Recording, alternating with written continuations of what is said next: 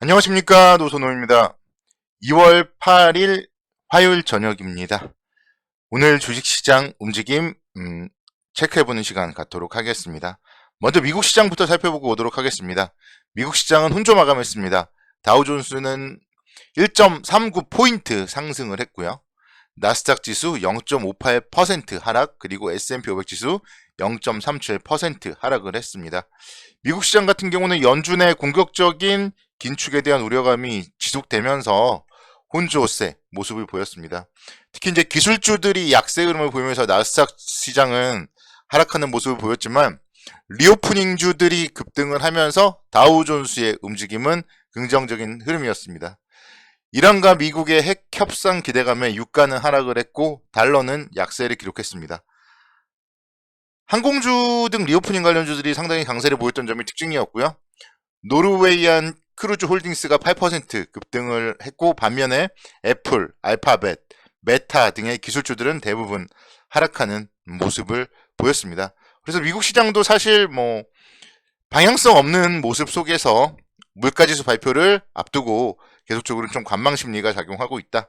이렇게 말씀드릴 수가 있겠고, 리오프닝 관련주들의 강세에 우리는 좀 포인트를 맞춰 봐야 될 것 같아요.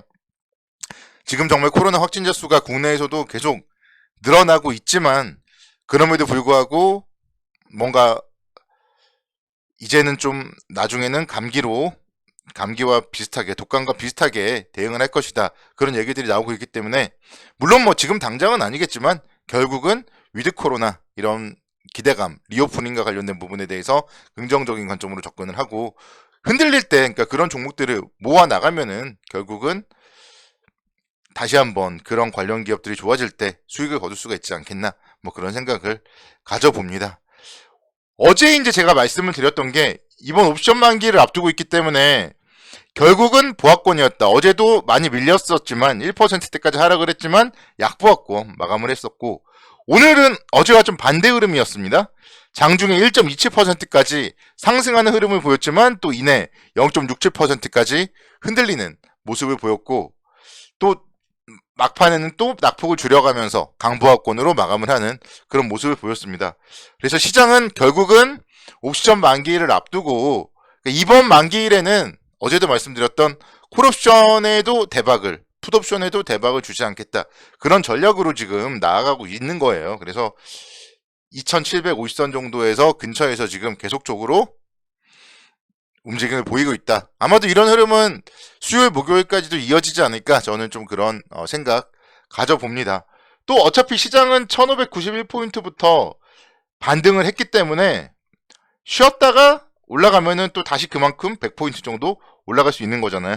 그런 부분들 또 감안을 해본다면 이번에 만기 전까지 쉬는 거는 나쁜 흐름은 아니다. 이렇게 좀 생각이 되고, 물론 쉬었다가 올라갈지 내려갈지는 모르겠어요. 그렇지만 일단은 쉬었다가 내려가면은 또 살 수 있는 기회인 거고, 쉬었다가 올라가면은 2850포인트 정도, 그 정도에서는 최근에 저점에서 잘 사신 분이 있다면은 저점에서 잘 사신 물량에 대해서는 또 수익 실현을 할 수 있는 그런 포인트가 되지 않을까, 그런 생각 가져봅니다. 시장이 하락을 했던 이유, 장중에 하락 반전했던 이유는 중국 증시의 약세가 좀 영향을 미쳤어요. 미국에서 중국의 기업과 기관 등 33곳을 미검증 리스트에 올렸다는 소식이 전해지면서 중국 시장이 장중에 좀 약한 모습을 보였고요. 그런 모습들이 시장에 영향을 받았는데 또 중국 시장 아랫꼬리를 크게 달았어요. 마이너스 1.14%까지 하락을 했다가 0.67%에서 반등 마감을 하는 모습을 보였습니다. 그러면서 이제 우리 시장도 어쨌든 아랫꼬리를 같이 달았다. 그래서 장중에 좀 중국 시장과 연동을 하는 모습들이 특징적이라고 볼 수 있겠습니다.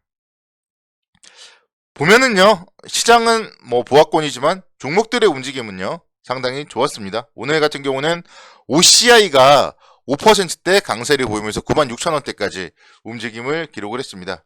OCI를 제가 사실은 이 10만원대에서 이 박스권 하단은 좀 지지가 되지 않을까 이런 생각에서 일요일 날 정도에 말씀을 드렸었는데, 그 이후에 이제 주가의 움직임이 조금 좋지 못했어요. 그러면서 제가 말씀드렸던 거는 손절을 하셨던 분들은 손절가를 제시해드렸기 때문에 손절을 하셨던 분들은 뭐 잘하신 거지만 손절을 못하신 분들은 좀 버텨라. 버티고 앞자리가 팔자로 바뀌었을 때 추가 매수를 해라. 이렇게 좀 말씀드렸었는데요. 만약에 추가 매수하신 분들이 있다면은 뭐 오늘 상승을 통해서 어느 정도 좀 손실은 회복이 되지 않았을까 뭐 그런 생각 가져보고요. 오늘 상승 원인 자체가 실적이었기 때문에 이 부분은 좀 긍정적으로 볼 수 있을 것 같아요. 21년도, 작년도 영업이익이 6,200억대를 기록했고 전년 대비 흑자 전환을 했습니다. 흑자 전환만큼 좋은 게 없다. 주식시장에는 흑자 전환만큼 좋은 게 없다. 이런 얘기를 제가 드린 적이 있었는데 결국은 뭐 이런 흐름, 올해도 좀 실적은 괜찮아질 가능성이 높다. 그런 관점에서 봤을 때 바닥권에서 이렇게 장대양봉 보이는 종목들 계속적으로 뭐 관심 있게 지켜보셔야 되고요. 뭐 지금 자리가 팔 자리는 아니에요. 단기적으로 팔더라도 10만 원대 그리고 뭐 중기적으로 본다면은 또 쌍바닥을 만들고 나면은 12만 원 정도까지는 충분히 올라갈 상승 여력이 있지 않나 뭐 그런 생각 가져봅니다. 페노션 움직임도 한번 볼게요. 페노션이 3%대 강세를 기록을 했습니다. 상하이 컨테이너 운임지수가 5,000선을 유지를 하고 있어요. 지난해 12월 말에 5,000선을 돌파를 했고 그리고 나서 지금 계속적으로 지금 5,000선을 유지하고 있는 부분이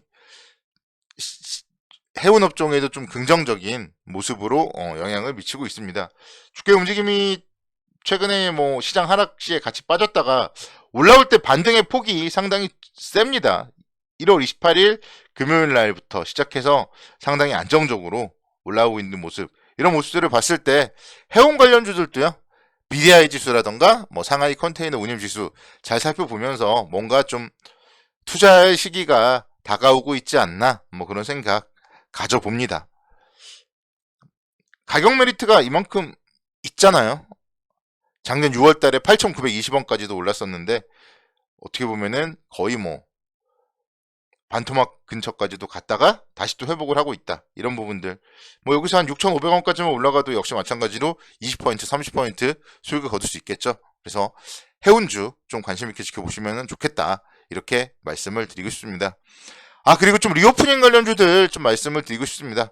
호텔신라 2월 4일 금요일 날 상당히 큰 폭의 장대 양봉 6%대 기록을 했고요. 오늘도 장중에는 4%까지 좀 상승을 하는 모습을 보였습니다.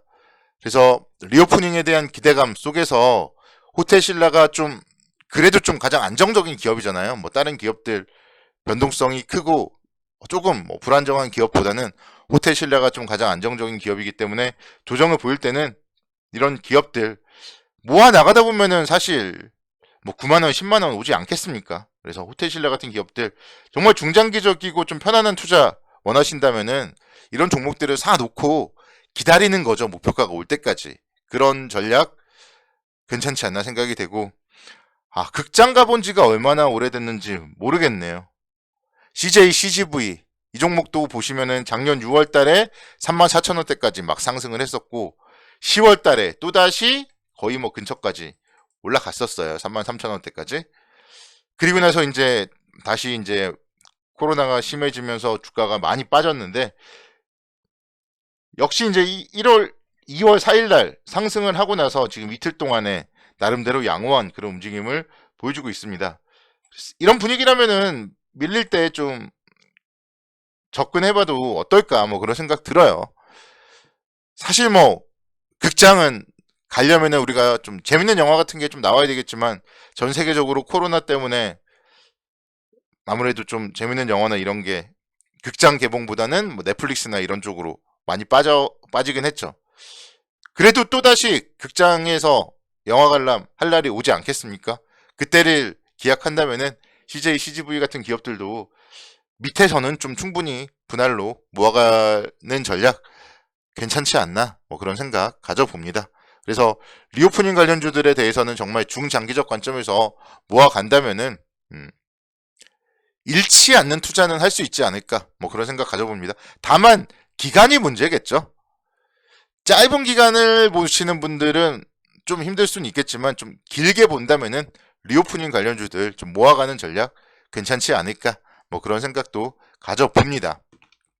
뭐 시장이 지금 2750선에 머물러 있으니까요. 이럴 때일수록 종목 선정 잘 하시기 바라고요. 내일도 성호 투자를 기원합니다.